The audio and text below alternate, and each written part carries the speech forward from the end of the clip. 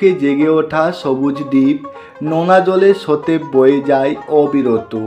Royal Bengal tiger যার গর্ব, এখানেই জীবনের ছন্দ, প্রকৃতির খেলা, মাঝি মোল্লার গান আর গোলপাতার ছাউনি। এই হলো সুন্দরবন, যা বাংলার গর্ব, প্রকৃতির দান।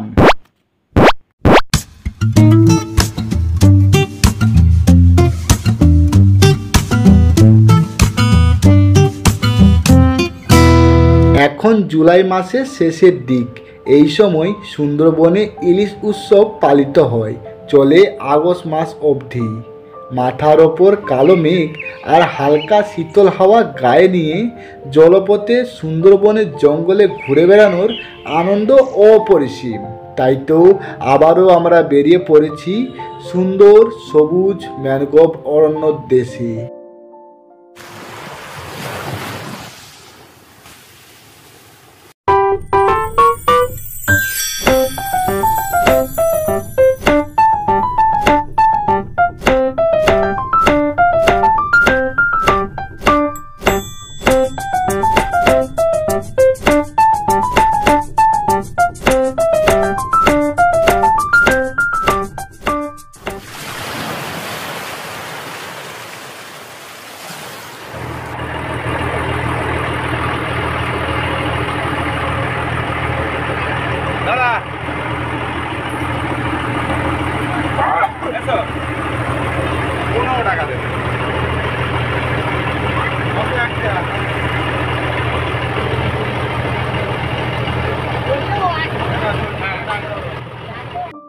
সুন্দরবনের তীরবর্তী এলাকার মানুষের জীবনযাত্রা এই নদীগুলোর উপরেই নির্ভরশীল। মৎস্য শিকার, নৌকো চলাচল, তারপর পরিবহন সহ বিভিন্ন কাজে নদীর ভূমিকা অনস্বীকার্য। সুন্দরবন বিশ্বের বৃহত্তম ম্যানগ্রোভ অরণ্য। সুন্দরবনের নদীগুলো গঙ্গা নদী থেকে আসা মিষ্টি জল এবং বঙ্গোপসাগর থেকে আসা নোনা জলের মধ্যে একটি সংযোগ স্থাপন করেছে।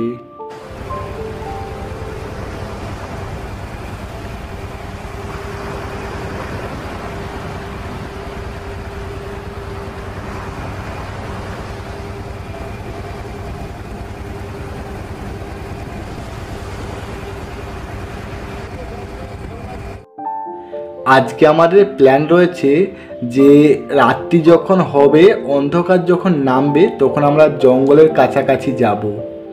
শুনেছি যে অন্ধকারের দিকে বাঘ মামা নাকি আসে নদীর তীরে মাছ শিকার করার জন্য। তো সেই সুযোগটাই আমরা কাজে লাগাবো। অন্ধকার নামলেই আমরা যাব এই বোট নিয়ে জঙ্গলের ধারে, আর আমাদের বাঘ দেখার চান্সটা আরও দ্বিগুণ বাড়িয়ে তুলব আমাদের জীবনের রিস্ক নিয়ে। সুন্দরবনের মাটি হলো পলি দোআঁশ মাটি, যে কারণে এই মাটির মধ্যেই কিন্তু খুব সহজেই পা আটকে যায়।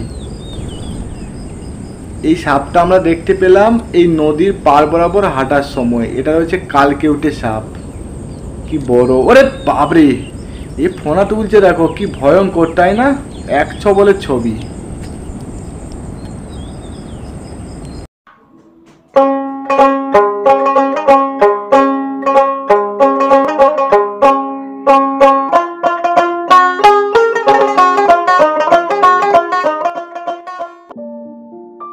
সামনের এই জাহাজের কাঠামো দেখে মনে হচ্ছে এটা একটা পণ্য বহনকারী জাহাজ।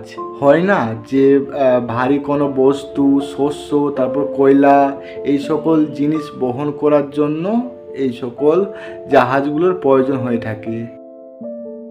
এত সুন্দর ভিউ, এত সুন্দর পরিবেশ, মানে মন একদম আলাদা একটা খোশ মেজাজের করে তুলবে। সত্যি কথা বলতে এই সকল জায়গাতে যদি জীবনে একবারও না আসি না, তাহলে জীবনটা আমাদের বৃথা।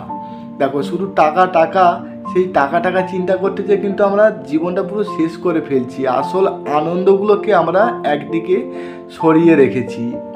দেখবে টাকা টাকা টাকা করতে করতে আমরা কিন্তু ভ্রমণে বেরোই না, কিন্তু একটা সময় আসবে দেখবে তখন তোমার কাছে অনেক টাকা থাকবে কিন্তু ভ্রমণে যাওয়ার বয়সটা থাকবে না, তখন হেতায় ব্যথা সেতায় ব্যথা হাতে ব্যথা, তখন এরকম একটা পরিস্থিতির সৃষ্টি হবে। তাই বলবো বন্ধুরা, সময় থাকতে তোমরা ভ্রমণে বেরো, প্রকৃতিকে কাছ থেকে দেখো, প্রকৃতির সঙ্গে মিশে দেখো, একটা আলাদাই মজা পাবে।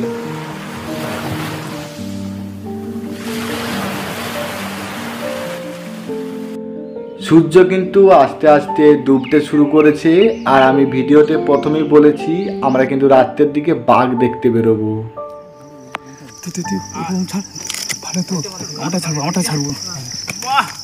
পেয়েছি, বাঘের দেখা পেয়েছি, দেখো।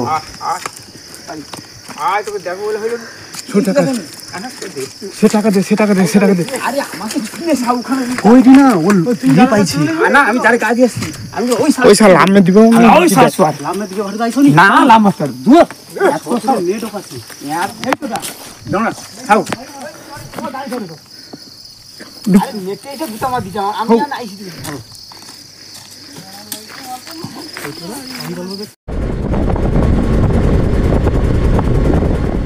ওরে বাপরে কি নিঝুম রাত রে বাবা, খালি গল্পতে সুন্দরবনের রাতের কথা শুনেছি, হেতালের জঙ্গল, ওরে বাপরে এই সানডে সসপেনে শুনেছি না, এখন তো সেই জায়গাটাই আমরা উপভোগ করছি। চাঁদের আলো নদীর মধ্যেই পড়েছে, খুব একটা ভয় লাগছে না, কিন্তু তাও যেন মনে সেরকম সাহসও পাচ্ছি না।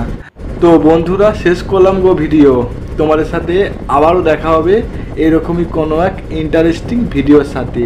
তো ততক্ষণ তোমরা সকলেই ভালো থেকো, সুস্থ থেকো, আর হ্যাঁ অবশ্যই কিন্তু মা বাবার খেয়াল রেখো।